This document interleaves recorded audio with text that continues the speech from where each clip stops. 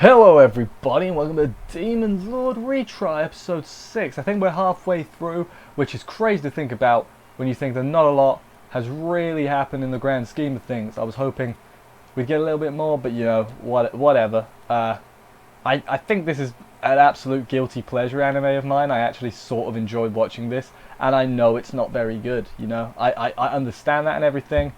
But I don't know why I enjoy doing it, but I do. So, you know, sue me. I can enjoy bad things.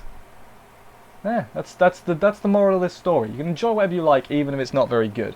But anyway, what happened in this episode? Honestly, not a lot, really. It was basically two halves, and that's more my notes are. Usually I have more parts than just two. But I was like, we got the party part, like the restaurant bit, and then we got the fight bit. And that's kind of all we got. I could have divided it, like subdivided it, but that's lame, and, you know, makes extra editing. I'm not going to give myself more work. Are you kidding me? These may be easy to do. But anyway, let's crack on with the episode. So we open up in the guild. There's some adventurers talking about the Dragonkin, Zero, who is the Kunai. And then also they talk about Kunai himself. And there's a witch who, you know, talks about... It's bootleg Megumin with boobs, is what it is. That's how I described her. That's how I will describe her to my friends. Bootleg Megumin with boobs. A lot of words, but it gets the point across, I think. And anyway, yeah, then the other adventurers are there too, the boy girl and the other one. The other one's just pretty normal. I don't really have a joke name for her. I'll have to think of one. But yeah, then we go to the gang. The gang are at a posh restaurant. The gang, of course, being the main party. I don't need to explain that to you. They're celebrating because Aku's leg's better. Would you celebrate something you made? It's not like she just recovered in the hospital. They're like, we healed you, so let's go to a rest. Would you celebrate that? I guess it's no different from celebrating an achievement at work or something. I don't know. Maybe I'm overthinking it.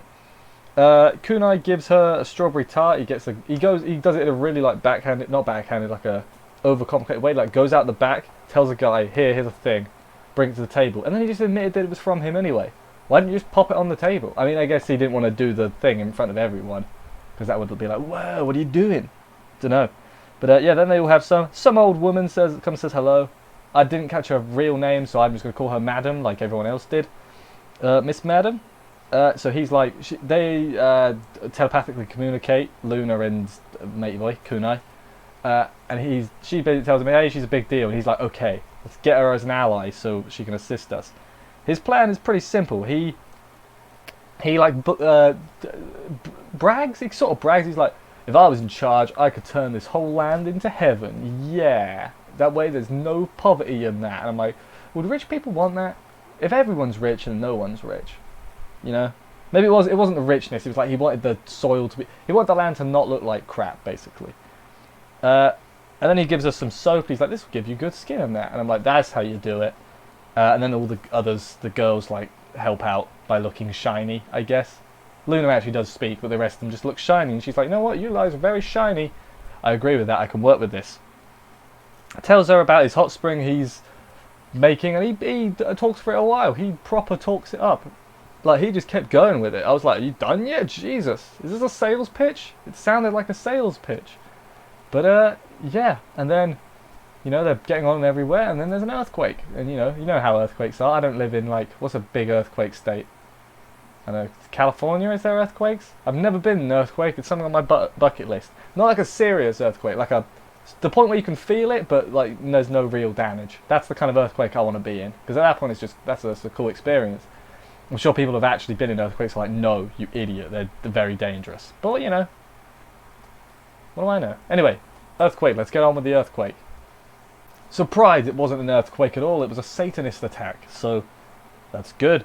He goes to deal with it by himself because he's like, everyone else stay behind, I got this. I'm going to make myself famous. Yeah, so his reasoning is like, we suck, right? In the opinions of the public, we suck. So I need to give us a better reputation so we can move around more freely and all that. And I'm like, you know what? That's actually a good plan. I can't complain with that logic. The adventurers are fighting them off. It's the same two, a boy dressed as a girl and the other one who I can't think of a funny joke for. I'm sure I can think of something eventually. they're fighting them, but then eventually they get outnumbered. Kunai helps them fight them off. One of them summons a devil, and he sets a barrier and traps all civilians and that in there. But then Kunai wrecks him pretty easily. He goes all out, equips all his buffs and his equipment. You see it all coming up on the screen. It's like 10%, 10%, 10%. You know, he's probably got 50 million % extra stats or whatever. Defeats it in one hit. And then, you know, all the civilians are like, man, you're so cool now, Demon Lord. Look, is this you? You're awesome, bro. High five. Yeah, I'm not actually going to make the noise because it will confuse me when I'm editing later.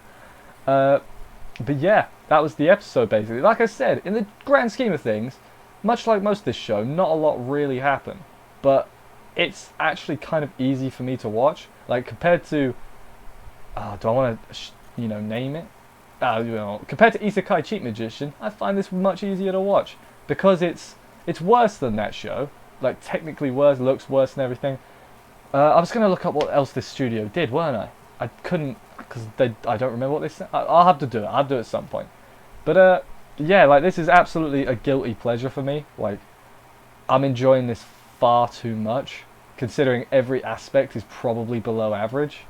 If you want to be technical, I'm just having a good time, and that's fine. That's a lesson we should learn. It's fine to enjoy things that are technically bad. It's fine to love that. You could be the biggest fan of this, and I'll be like, that's fine. You know, you could be the biggest fan of something, like no matter what, and it's fine. You know, you don't need to attack people on the internet like a lot of people do. I'd never do that, and I don't want anyone to see that in the comments doing that. I don't get comments. What am I talking about? But anyway. Thank you for watching this video. I've got a bit rambly during the gist of this, but there's not a lot happening. I have to extend the video length, otherwise YouTube won't like me. What was I going to say? I've forgotten. If you enjoyed this review, subscribe and stuff. There's a million more on the channel and everything. Yeah. I will see you next week for this show, and yeah. And bye, guys.